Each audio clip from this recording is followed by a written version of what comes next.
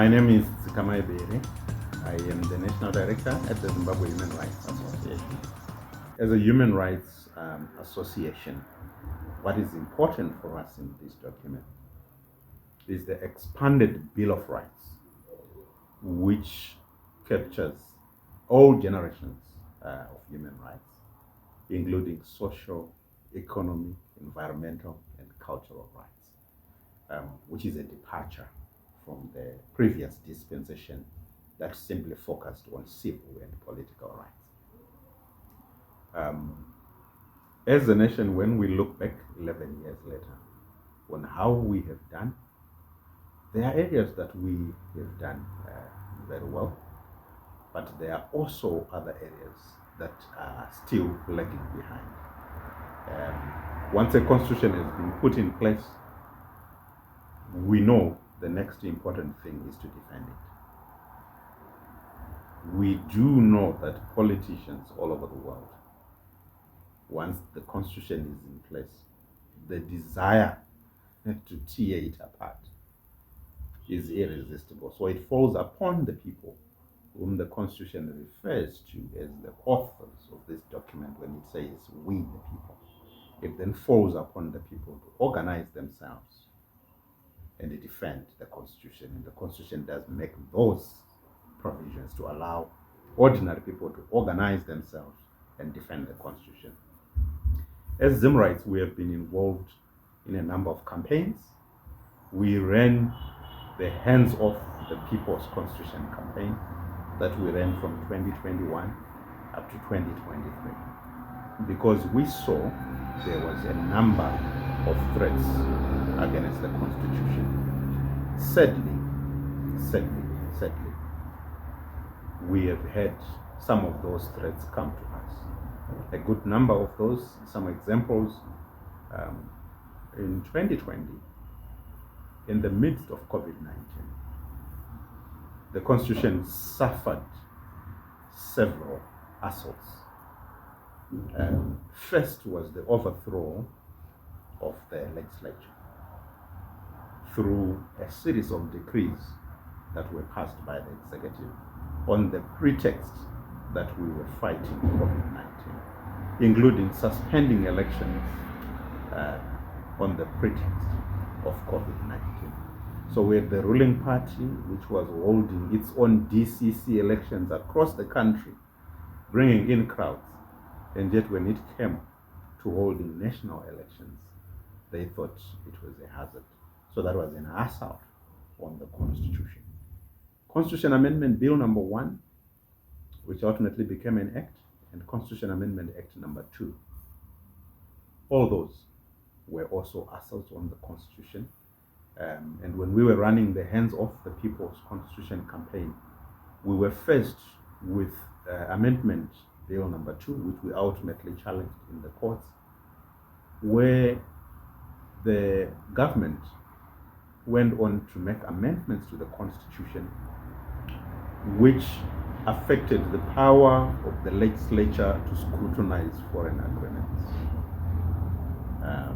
That was the first issue, that the quarrel that we had with amendment number 2. The other issue that we think was also an assault on the Constitution was the change in procedure to appointment of judges of superior courts, which in the original provisions required them to undergo through public interviews, and yet the amendment did away with those public interviews, which we think takes away the participation of ordinary people, but also affects the quality of the people who are going to be sitting on our bench, but also gives the president unfettered powers in influencing the judiciary.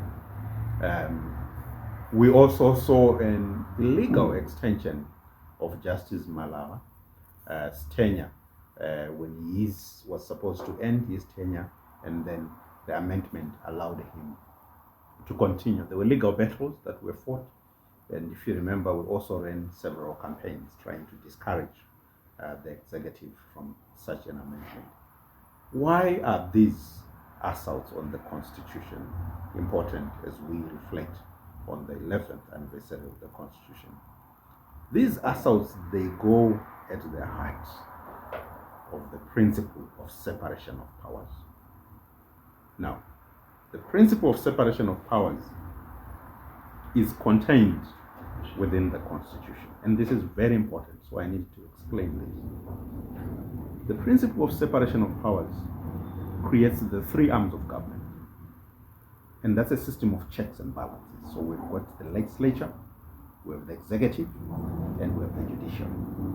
These three, while complementary, must be independent of each other so that they are checking on each other. Why is that important? It's because in the preamble of the Constitution, the preamble establishes what we call the sovereignty of the people. So each time when we hear politicians speak about national sovereignty, let's not get confused about what that is. It's not the sovereignty of a political party ideology. It's not the sovereignty of a specific arm of government. It's not the sovereignty of a certain political group. It's the sovereignty of the people of Zimbabwe. So sovereignty resides in the people of Zimbabwe. This is why the preamble of the Constitution starts clearly by saying, we the people. We the people. Because that's where the sovereignty resides. If you then go further into the Constitution, into the very first section after the name, the next thing that comes in the Constitution is the supremacy of the Constitution. So the Constitution establishes its supremacy. But don't forget, this supremacy is linked to the sovereignty of the people. So it's the people coming together and establishing the supremacy of the Constitution in Section 2 of the Constitution. As if that is not enough, the Constitution moves into Section 3 to establish the founding values. And the very first founding value, Section 3.1a, it reads, Zimbabwe is founded on the respect of the following values and principles. And it starts with the supremacy of the Constitution.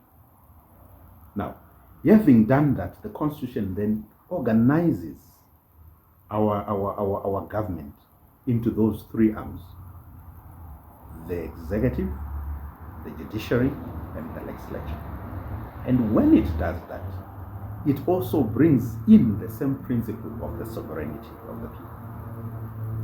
An amazing feature, a beautiful feature of this Constitution. Each time it establishes an arm of government, the first thing it does is to remind us as a nation and that particular arm of the sovereignty of the people. Let's find out how it actually says that.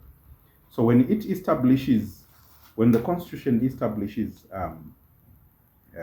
first and foremost, when it establishes the executive, it's in Section 88 of the Constitution. The first thing it says is, executive authority derives from the people of Zimbabwe.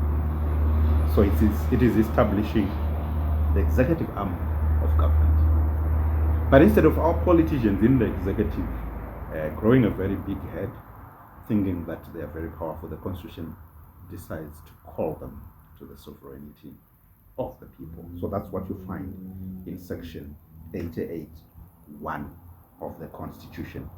Then it goes on to establish the legislature. And guess what it says in the legislature, in establishing the legislature? So that's in Section 117. It says the legislative authority of Zimbabwe is derived from the people, right? The legislative authority of Zimbabwe is derived from the people. So we're going back to the principle of sovereignty resides in the people. We're going back to the principle of we the people. So all these powers, no matter where they are going, we then begin to see even our members of parliament, those titles, honorable this, honorable that. And then they begin to think that they have got authority over the people, and they begin to deploy violence over the people, and begin to think that they can bribe the people. And the Constitution makes this very important to remind them. And we also, as we celebrate 11th anniversary of the Constitution, we are also getting back even to our leaders and saying, remember, the legislative authority of Zimbabwe is derived from the people. It's derived from the people. It's a very important point in the context that we are in Zimbabwe, where the people of Zimbabwe rose in their millions against the threats and intimidation to go and vote for the people that they wanted to represent them in the legislature. And what happens? A few political elites with the judiciary, they decide to make a decision against the millions of the people to recall the people who had been voted into, violating this very important principle. But I digress to make that very important point. But let's go to where the Constitution establishes judicial authority. Where the Constitution establishes judicial authority. So we find that in section 162. So the judiciary is another arm of government. And the Constitution said judicial authority derives from the people of Zimbabwe. Judicial authority derives from the people of Zimbabwe. So the same reminder that goes to the executive, that goes to the legislature, also goes to the judiciary. That these arms of government, they are to subject themselves to the sovereignty of the people as an underlying principle. And as we reflect on 11 years, we have seen a massive erosion of the sovereignty of the people in all those three arms. I've already spoken about how the executive has tended to abuse the Presidential Temporary Measures Act, which is meant for emergency times, to put in place emergency laws. And that has now been abused and is being even used even when there is no emergency. For example, the setting up of the Mutapa Fund, in which the executive decided to use the presidential powers. Total unnecessary. This is an investment for the future.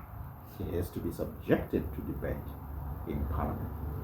Let's take, for example, the introduction of the new currency. It was also introduced through a presidential decree. Totally unnecessary. A new currency is not a tsunami. You know as a government that you are going to introduce a new currency on this particular date. So you begin a process of consulting the stakeholders. You bring the law to Parliament to allow Parliament to debate the law, because sovereignty resides in the people. You don't ambush people with a new currency. Just to give an example of how the executive over the past 11 years has found itself moving away from the principles that are set by the Constitution. The same applies to the legislature. We saw our Amendment Bill number 2 has taken away the power of Parliament to scrutinize foreign agreements. But also in the recent elections in 2023, how elected individuals using dubious process were then recalled from Parliament to make way for a few political elites. And we have also seen how the power of the judiciary was weakened by Amendment Bill number 2, but also the use of gifts to seduce the judges, undermining the independence of the judges through poor working conditions, making them susceptible to corruption, changing the procedure for appointing judges, extending the tenure for the Chief Justice. All these, they undermine the people's confidence in the judiciary. So that's an important issue for us as a nation to reflect on. The principle of sovereignty resides in the people, but also the supremacy of the Constitution, as well as the separation of powers. Beyond the hands of the People's Constitution campaign, we have gone on to say, so if the Constitution establishes its supremacy, and the Constitution, through all the provisions that I have made a reference to, also establishes the sovereignty of the people, all power is derived from the people of Zimbabwe. The question that leaders need to ask themselves, what do the people want? So if you're coming in as a leader, whether in the executive, or in the judiciary, or in the parliament, the critical question that each leader has to ask himself is, what do the people want? And where do we know? The Constitution answers that question. And we find that in the Bill of Rights. So the Bill of Rights is an outline of what the ordinary people of Zimbabwe want. They want peace. They want dignity. They want to be treated with dignity. So that is what we find in the Bill of Rights. And as a human rights group ourselves, we have taken it upon ourselves to emphasize the Bill of Rights in the electoral processes. What are we saying? What we are saying is, and our shifting power to the people strategy, we're saying elections should not just be about positions. Elections should not just be about who gets into office, but elections should be about delivering on the obligations that are set out in the Constitution, especially the Bill of Rights. It is on the basis of this that we, in April 2023, came together as a movement and developed what we call the People's Human Rights Manifesto. And the People's Human Rights Manifesto outlines the 10 key asks of the people of Zimbabwe. And when you then go through those 10 key asks, they all are taken from the Constitution, specifically from the Bill of Rights.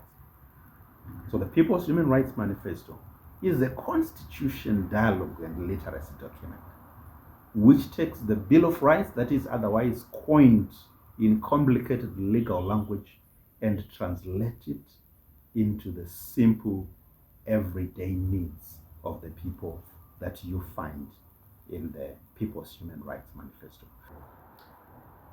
The conversation around the People's Human Rights Manifesto started in 2022. This was the year before the 2023 elections. And ZimRights members that we had conversations with were saying, we are tired of elections that we hold for the sake of giving power to the politicians. How can we make sure that elections deliver something for ordinary people? And in line with the shifting power to the people strategy, what we had discovered is that elections have become a center of power. And there are three powers that are toxic, that disempower communities in electoral processes.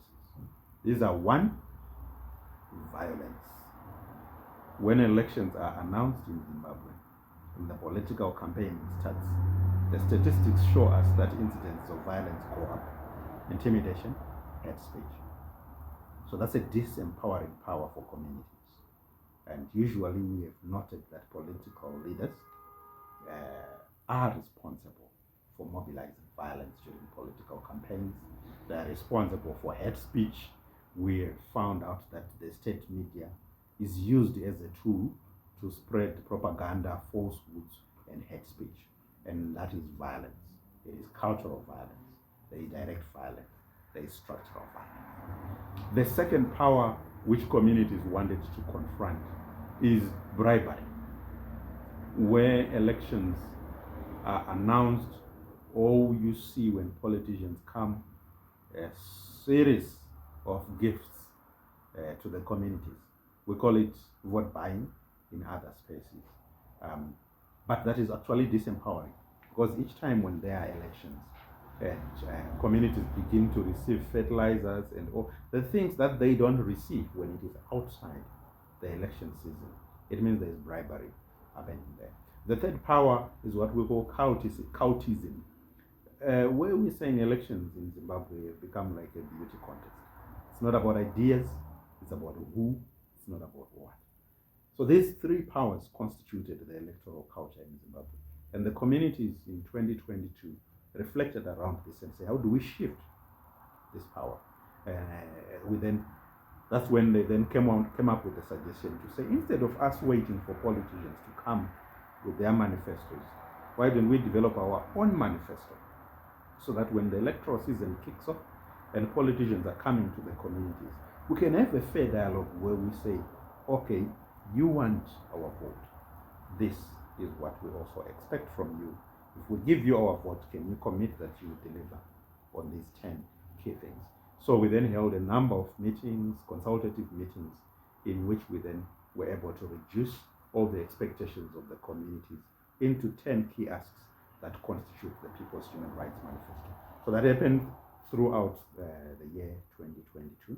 We then moved into 2023, the first quarter, on the 12th of April 2023. We then launched the People's Human Rights Manifesto in Harare at an event that was attended by 5 major political parties in Zimbabwe. So we can say by the time we went to the elections in 2023, all the major political parties in Zimbabwe, including all the parties currently in government, had signed up to the manifesto. And once they signed up to the manifesto and the elections came, communities have now started going back to those political leaders and asking, how far have we gone with delivering on what we have agreed? It's an ongoing process. It is not without challenges, but what we are beginning to see is we're beginning to see a movement of ordinary people who are having electoral conversations based on human rights. Let me finish by saying the Constitution is just a piece of paper. What brings it to life is the work that ordinary people do, the communities, which is why we are speaking about shifting power to the people. Where communities rise and own the Constitution and put in place tools and measures to ensure that our leaders deliver on the needs of the Constitution. Only then can we celebrate the Constitution substantially. Without our leaders delivering on the obligations that are set out in this Constitution, the Constitution remains just but a piece of paper. It is the people who give it life.